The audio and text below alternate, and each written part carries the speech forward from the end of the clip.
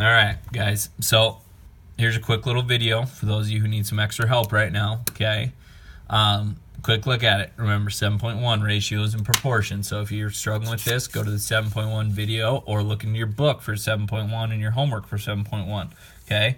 We write ratios. Ratio is comparing two things by division. So we usually write it as A over B so we can see that. Or A to B or A to B or A colon B. All right. Slope. Slope is a really common ratio, and we should be pretty good at finding slope now.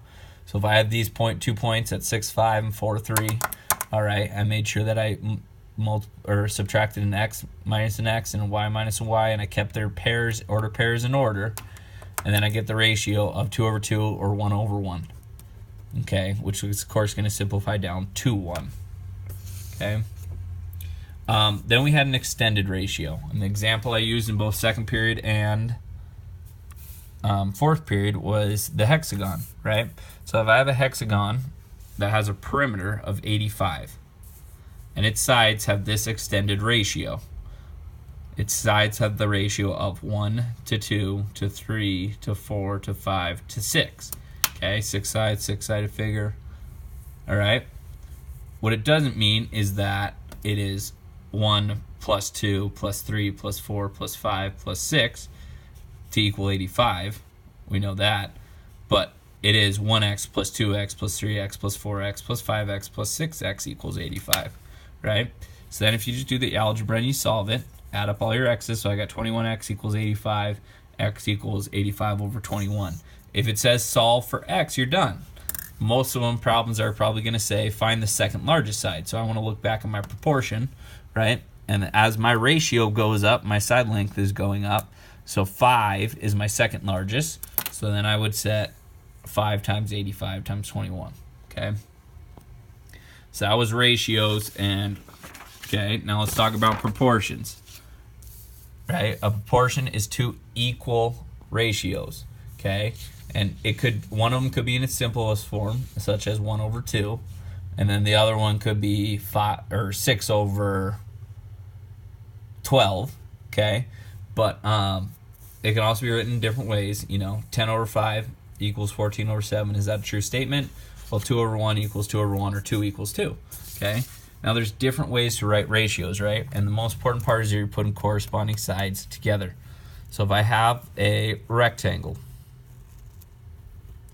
one that's bigger, like that, let's just call that side my 5.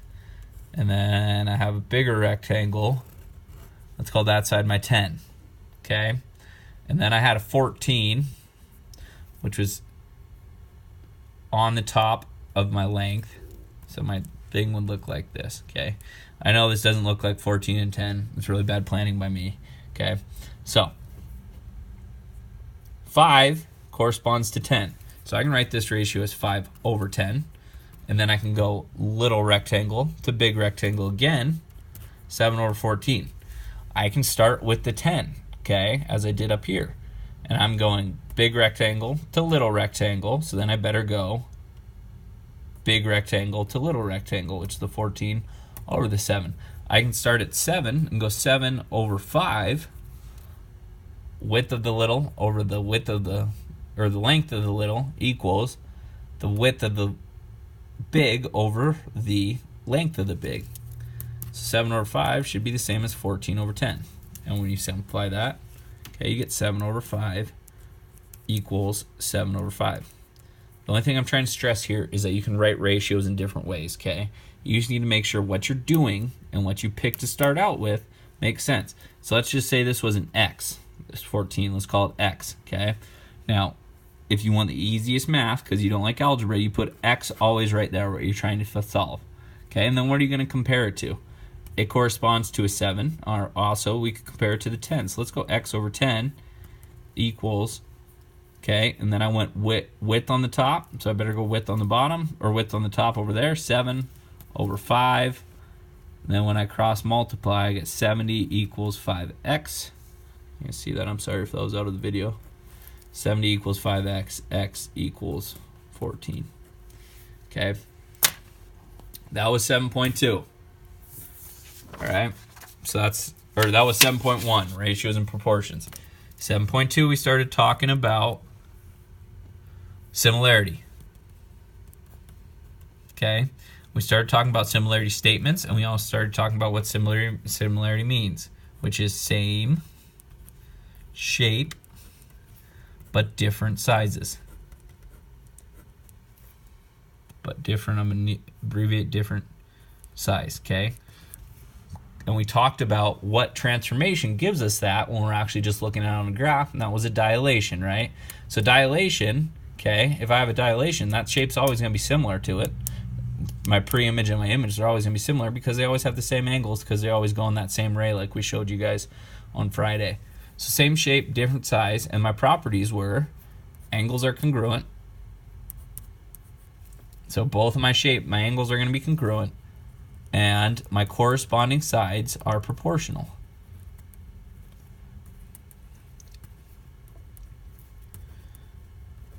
So if I draw a square and a bigger square, right?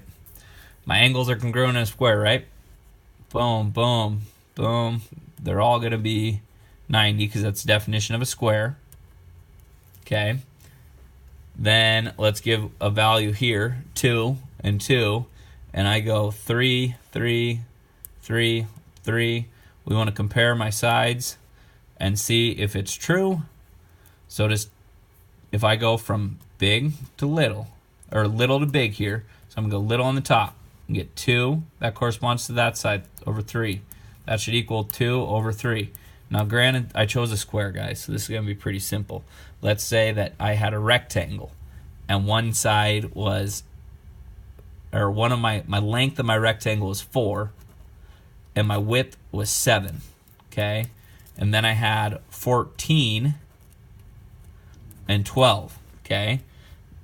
So my length of my little triangle, or my width of my little triangle was 4. My length of my little triangle was 7, or my rectangle. So let's just draw this rectangle right there, going 7 long and 4, rectangle, and we're going 12 was my width and 14. Okay, so when I lined up my proportion, I went little width, so I better go big width on the top, and then little length, so I better go big length on the bottom. Okay, now a rectangle, of course, has all the angles that are congruent, right? So check that part. Now, does corresponding sides are proportional? Does that matter? Right? So I just chose these ones, and I got 4 over 7 equals 12 over 14. Well, I can simplify this side. 4 over 7 equals 6 over 7, which isn't a true statement. So I could say that these are not similar because their sides are not. Okay? That was 7.2, knowing what this is. All right. Then we want a 7.3. Okay. Right? And it was triangle similarity now.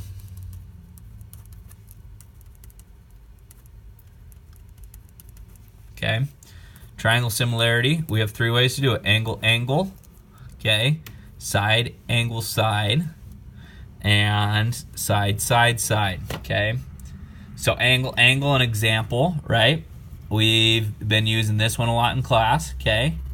Is right there if those lines are parallel, right? Because then we had alternate interior or corresponding angles from parallel lines, and they shared an angle, right? Another one we did was the vertical angle ones, where we gave you one angle, and I said, hey, this triangle, that angle, and that angle line up, okay? And then, of course, we had vertical angles right there. Okay, so those are some examples of angle, angle, right? Side, side, side meant all my sides were proportional. And side, angle, side meant that, hey, if I have this triangle, side better be proportional to that side, this side better be proportional to that side, and then I share an angle, okay? So when we talked about this, those were our ways to show that triangles are similar, okay? Once they knew they were similar, or if they gave you that they were similar, it would give you a little statement like this, right? A triangle is similar to triangle. We just had to name those triangles. What's important is the way you name them, the order that you name them, because if you name them correctly, then you're going to line up everything so your sides are proportional, and it makes life a lot easier for you because you're going to get the problem right rather than wrong. Okay, so let's look at an example triangle. I got this one right here, and I'm going to give it a right angle. I'm going to say 6 and 12, right? And I'm going to say 8 and 16, okay? 8 and 16, this is going to be triangle E, F, G. This is going to be triangle C, B, A, okay? So first of all, we got to check and see if they are similar. So they share an angle. So angle G and angle A were given to us, that they are congruent, okay? And then, so now we want to see if the sides line up. So G to E and A to C. Can we check out those ones? Sure, we can check out those ones. I can do the long leg of that triangle and the long leg of that triangle. So let's go this over that. So if I go little over big, I better go little over big. Then 6 over 8. And does that simplify? I'm going to get 3/4 here equals 3/4 there. So check, okay? So I have two sides that are similar. There's an angle in between them. I have side, angle, side. Now, I need to make sure I say my similarity statement correctly, okay? If I say my similarity statement wrong, my proportions might be wrong when I line them up. All right, so angle G corresponds to angle A. So I'm going to start with G and A, okay? Side GE corresponds to side AC. So if I go GE, I better go AC right there. All right, and that just leaves my last point of F and B. All right, and now when I write this out, I should have some proportions that are equal to each other. Okay, so we have GE over, so my first two over my next two, AC equals EF over CB. Okay, so my last two and my last two equals my first and my last, GF over AB. And you're sitting here thinking, yeah, that's easy, we can do that, okay? Where we get into trouble is when a triangle shares a certain part of a